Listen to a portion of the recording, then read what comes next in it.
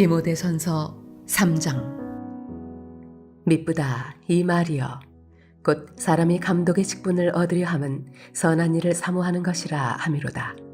그러므로 감독은 책망할 것이 없으며 한 아내의 남편이 되며 절제하며 신중하며 단정하며 나그네를 대접하며 가르치기를 잘하며 술을 즐기지 아니하며 구타하지 아니하며 오직 관용하며 다투지 아니하며 돈을 사랑하지 아니하며 자기 집을 잘 다스려 자녀들로 모든 공손함으로 복종하게 하는 자라야 할지며 사람이 자기 집을 다스릴 줄 알지 못하면 어찌 하나님의 교회를 돌보리요. 새로 입교한 자도 말지니 교만하여져서 마귀를 정죄하는 그 정죄에 빠질까 함이요. 또한 외인에게서도 선한 증거를 얻은 자라야 할지니 비방과 마귀의 올무에 빠질까 염려하라. 이와 같이 집사들도 정중하고 일구이연하지 아니하고 술에 인박히지 아니하고 더러운 일을 탐하지 아니하고 깨끗한 양심의 믿음의 비밀을 가진 자라야 할지니 이에 이 사람들을 먼저 시험하여 보고 그 후에 책망할 것이 없으면 집사의 직분을 맡게 할 것이요. 여자들도 이와 같이 정숙하고 모함하지 아니하며 절제하며 모든 일에 충성된 자라야 할지니라. 집사들은 한 아내의 남편이 되어 자녀와 자기 집을 잘 다스리는 자일지니 집사의 직분을 잘한 자들은 아름다운 지위와 그리스도 예수 안에 있는 믿음의 큰 담력을 얻느니라. 내가 속히 네게 가기를 바라나 이것을 네게 쓰는 것은 만일 내가 지체하면 너로 하여금 하나님의 집에서 어떻게 행하여야 할지를 알게 하려 함이니 이 집은 살아계신 하나님의 교회요 진리의 기둥과 터니라. 크도다 경건의 비밀이여 그렇지 않다 하느니 없도다. 그는 육신으로 나타난 바 되시고 영으로 의롭다 하심을 받으시고 천사들에게 보이시고 만국에서 전파되시고 세상에서 믿은 바 되시고 영광 가운데서 올려지셨느니라. 한때 우리나라에서 사회적으로 중요한 위치를 차지했던 교회는 더 이상 많은 존경의 대상이 아닙니다. 교회에 나가는 기독교인들 대부분 가난하고 교육도 받지 못했고 또 낮은 계층으로 생각했습니다. 교회가 이렇게 외부의 많은 사람들에게 인식이 되었기 때문에 볼 것도 많지 않고 또 성공한 사람들이나 또 지식 있는 사람들의 그들이 다닐 곳이 아니라고 생각을 했습니다. 자, 그런데 바울의 관점에서 교회는 세상에서 하나님의 목적의 중심이었습니다. 바울은 교회를 구성하는 부름받은 사람들의 공동체라고 말하고 있습니다. 자, 교회는 하나님의 집이며 하나님의 가족입니다. 가족의 의미에는 리더십이 필요하고 또 구성원들이 서로 어떠한 관계를 맺느냐가 중요합니다.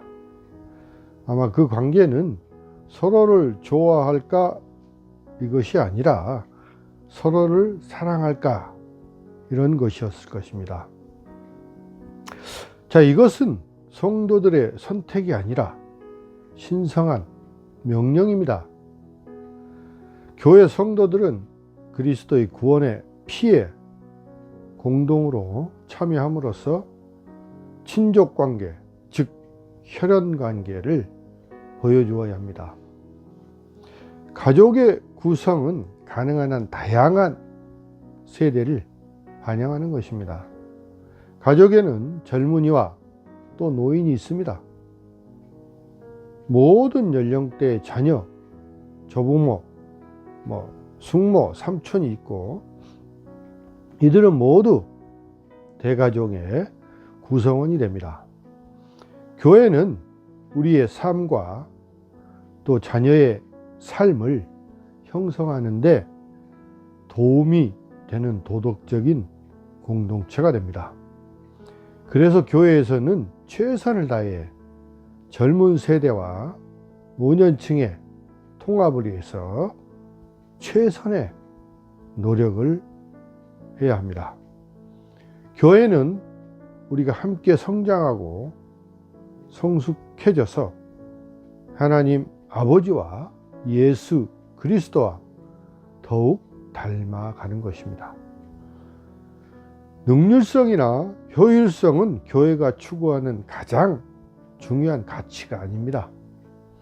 교회에서 성도는 선교나 연부 또는 봉사를 얼마나 많이 했는지에 따라 평가받지 않고 하늘에 계신 우리 아버지께서 얼마나 사랑하시는지에 따라서 평가받습니다. 그래서 진정한 교회는 종종 건강에 해로운 사람들, 즉 이상한 사람들, 사회적으로 어색한 사람들, 도움이 필요한 그런 사람들을 많이 인도합니다. 교회는 그런 사람들이 받아들여지고 복음으로 하나님의 사랑과 도움을 받을 수 있는 얼마 안 되는 그런 장소 중에 하나입니다. 자, 그리스도인들은 죽은 시인의 사회가 아니라 살아계신 하나님의 교회, 하나님의 집입니다. 우리 하나님은 살아계십니다. 하나님은 그의 백성들 가운데서 말하고 계시며 살아계신 하나님의 임재는 다른 모든 모임과 구별됩니다. 교회는 하나님의 임재가 없다면 단순한 모임이나 또는 아마 사교 클럽에 불과할 것입니다. 바울은 교회를 진리의 기둥과 터, 즉 기초라고 말씀합니다. 자, 교회의 근원, 생명, 건강과 관련하여 교회는 복음의 진리 위에 세워져야 합니다. 다른 기초는 있을 수 없습니다. 교회는 하나님께서 하실 일을 세상에 전달합니다. 교회는 그 존재 자체가 선교적이어야 합니다. 왜냐하면 그 존재 자체가 선포하는 진리의 실천이기 때문입니다. 교회는 세상에서 하나님의 사역에 대한 그 좋은 소식에 대해 살아있는 증인이 되어야 합니다. 따라서 교회는 진리의 기둥이자 기초가 되는 것입니다. 사랑하는 성도 여러분, 교회는 기본적인 사명이 있습니다. 진리를 옹호하는 기둥이고 기초입니다. 그리고 교회에는 기본적인 고백이 있습니다. 예수 그리스도에 대한 고백입니다. 교회의 아주 유일한 기초는 바로 주 예수 그리스도이십니다. 진리를 실천하는 행동은 말보다 훨씬 더 중요합니다. 우리가 믿음으로 진리 가운데 사는 것은 가장 가까운 사람들 뿐만 아니라 우리 뒤를 이을 후세에게도 직접적인 결과, 영향을 미칩니다. 우리 자녀와 그 자녀의 자녀들은 지금 우리가 어떻게 믿음 생활을 하느냐에 따라서 결과를 거둘 것입니다. 우리 또한 우리보다 먼저 간 선조들의 혜택을 거두고 있는 것입니다. 성경은 우리에게 세상에 속하지 말고 세상에 존재하라고 요구하십니다. 우리가 하나님의 가족처럼 살아야 하는 이유는 우리가 죽어가는 세상에서, 이 세상에서 소금과 빛이 되어야 한다는 것입니다. 이 경건한 사람이란 하나님 보시기에 옳은 일을 행하는 데 열정을 가진 사람입니다. 우리가 무엇인가 되고 싶다면 무엇보다도 먼저 경건해야 할 것입니다. 여러분, 우리는 교회의 각 지체로서 경건함을 세워가는 성도들이 다 되시기를 주님의 이름으로 축원합니다. 기도하겠습니다. 사랑의 하나님, 우리에게 또 교회를 허락하여 주시고 또 우리가 모이는 그 모임이 교회라는 것을 깨닫게 해주심을 감사드립니다.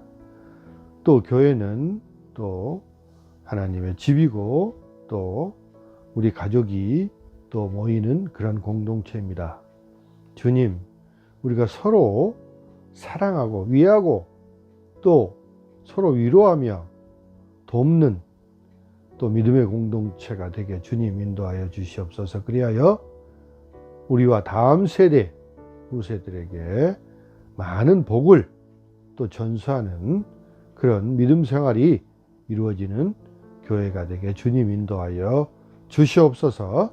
감사하고 우리 주 예수 그리스도 이름으로 기도드리옵나이다. 아멘.